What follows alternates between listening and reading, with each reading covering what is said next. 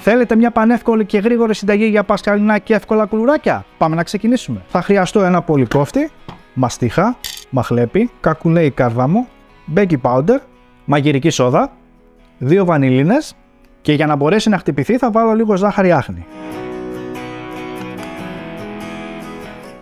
Και χτυπάμε πάρα πολύ καλά.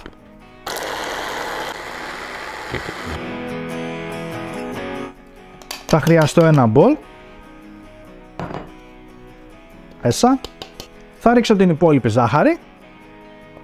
Θα ρίξω τα αυγά. Ξύσμα από ένα κερό το πορτοκάλι. Και ανακατεύουμε πάρα πολύ καλά. Οπότε το μοναδικό εργαλείο που έχουμε, όπως καταλάβατε, είναι ένα σύρμα. Το μείγμα είναι έτοιμο. Θα το αφήσω αυτό στην άκρη και πάμε να λιώσουμε το βούτυρο. Θα χρειαστώ 250 γραμμάρια βούτυρο αγελάδος όλυμπος. Η συσκευασία διαθέτει και μετρητή για να μπορούμε να μετράμε εύκολα τα γραμμάρια. Θα το κόψω σε μικρά κομμάτια ώστε να μπορεί να μας λιώσει πιο εύκολα. Οπότε το βάζω μέσα στο κατσαρολάκι. Το βούτυρο έχει έρθει σε θερμοκρασία δωματίου, οπότε το ρίχνω και αυτό μέσα. Ανακατεύουμε να ενσωματωθεί το βούτυρο. Χρειαστώ μια ζυγαριά να μετρήσουμε το χυμό. 50 γραμμάρια φυσικός χυμός πορτοκάλι όλυμπος, ανακατεύω ελάχιστα και είμαστε έτοιμοι να ρίξουμε το αλεύρι μας. Θα χρειαστούμε ένα αλεύρι μαλακό με πρωτεΐνη 9,5%, θα το κοσκινήσω σε δόσεις. Το αλεύρι θα το ρίχνετε σιγά σιγά, οπότε θα ανακατέψω την ποσότητα αυτήν. Ωραία, συνεχίζω με το υπόλοιπο αλεύρι.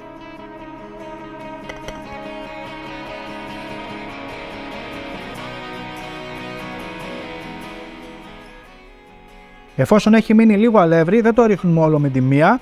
Τώρα θα συνεχίσω με τα χέρια για να έχω καλύτερη αίσθηση. Οπότε η κουτάλα θα πάει στα άπλυτα.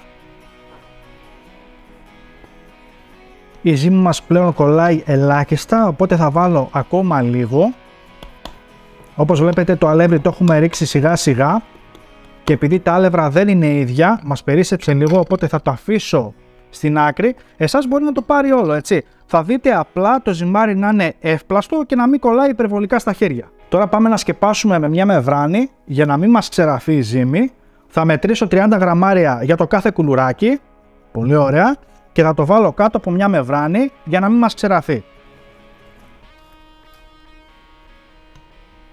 Οπότε τώρα πάμε να πλάσουμε. Δείτε πόσο εύκολα ανοίγουνε.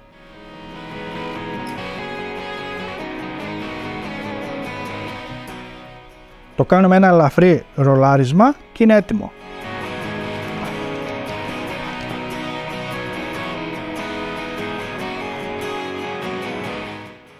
Χτυπάω πάρα πολύ καλά ένα μέτριο αυγό και αλίφω από πάνω προσεκτικά σε όλη την επιφάνεια και θα μας δώσει ένα πάρα πολύ ωραίο χρώμα. Και είμαστε έτοιμοι για ψήσιμο. Ψήνουμε σε προθερμασμένο φούρνο στους 190 με 200 βαθμούς στις αντιστάσεις για περίπου 20 με 25 λεπτά ανάλογα το φούρνο σας. Και όταν είναι στις αντιστάσεις πάντα ψήνουμε στην κάτω σχάρα.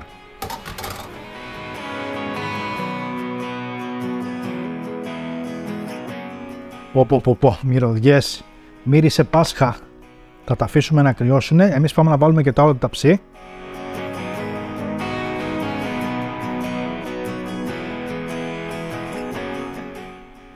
Αυτό ήταν το βίντεο μου, φίλοι μου, για σήμερα. Ελπίζω να σας άρεσε. Περιμένω τις εντυπώσεις σας κάτω στα σχόλια. Ωστόσο, μην ξεχνάτε να κάνετε ένα σχόλιο, μια κοινοποίηση για να το βλέπουν οι φίλοι σας. Μέχρι το επόμενο βίντεο, να περνάτε καλά. Γεια σας.